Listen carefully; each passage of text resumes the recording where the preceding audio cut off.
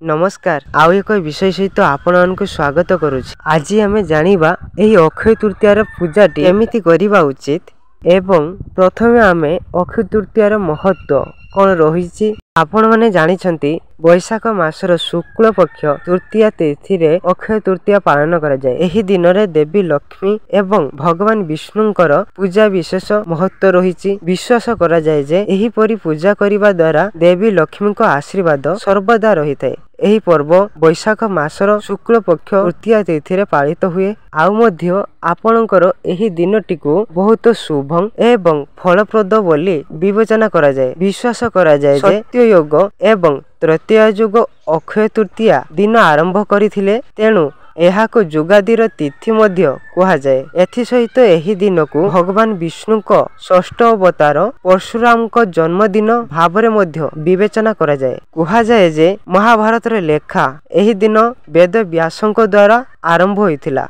एवं एहाकू भगवान गणेश लेखिथिले। महाभारत रे वर्णित अछि जे एही दिन भगवान श्रीकृष्ण द्रौपदी को अक्षय पत्र प्रदान करिथिले, जेउथिरे केबे भी खाद्य खाली हेउ नथिला। अन्य एक विश्वास अनुसार एही दिन भगवान कुबेर को भगवान शिव एवं ब्रह्मा ठारू आशीर्वाद मिलिथिला एवं स्वर्गर कुशाध्यक्ष पदवी पाइथिले। हिंदू कैलेंडर अनुसार एही वर्ष वैशाख मास शुक्ल पक्ष तृतीया तिथि अक्षय तृतीया 29 एप्रिल संध्या 5:32 रे आरंभ हेबो एवं परदिन अर्थात 30 एप्रिल अपराह्न 2:15 पर्यंत चलिबो। एपरि परिस्थिति रे उदय तिथि अनुसार अक्षय तृतीया पर्व बुधवार एप्रिल 30 रे पालित हेबो। अक्षय तृतीया पूजार विधि। अक्षय तृतीया दिन सूर्योदय पूर्वरु उठी स्नान करंतु। एथिसह जदि पारिबे तेबे आपण माने नदी रे मध्य स्नान करि पारिबे।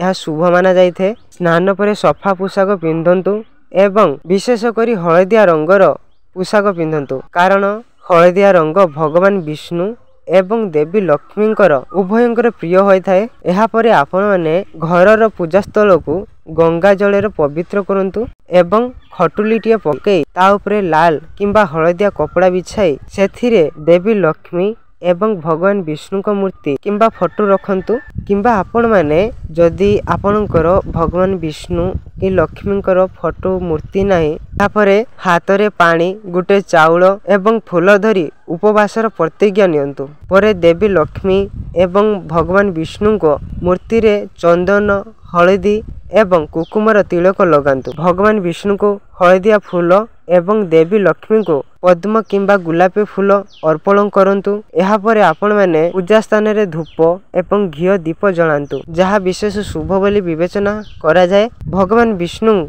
एवं देवी लक्ष्मी को नैवेद्य भावरे किंबा गहम सत्तु फल विशेष करी आंब एवं काकुड़ी मिठा एवं भिजा चना अर्पण करंतु। देवी लक्ष्मी को क्षीर किंबा धड़ा मिठा अर्पण करिबा मध्य शुभ बोली विवेचना करा जाइथे। परे आपण माने विष्णु सहस्र पाठ करिबा मध्य बहुत फलप्रद बोली विवेचना करा जाए एवं अक्षय तृतीयार उपवास कहानी शुणंतु किंबा पढ़ंतु। एथिस भगवान विष्णु एवं माता लक्ष्मी को आरती गान करंतु।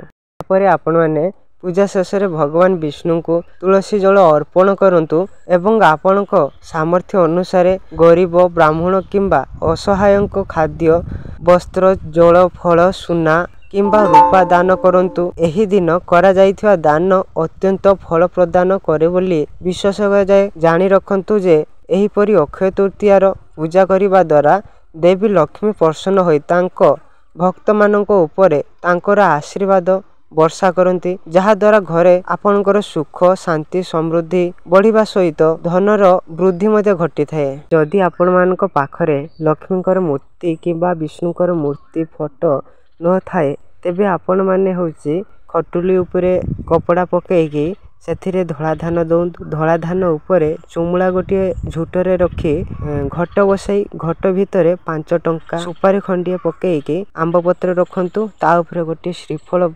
बसांतु एवं तापर कपड़ा देकी आपण माने पूजा मध्य करि परिबे। ताथिला आजिर अक्षय तृतीया विषय पूजा विधि। जदि कोनोसी प्रकार समस्या थाई तेबे निश्चय कमेंट करंतु। धन्यवाद।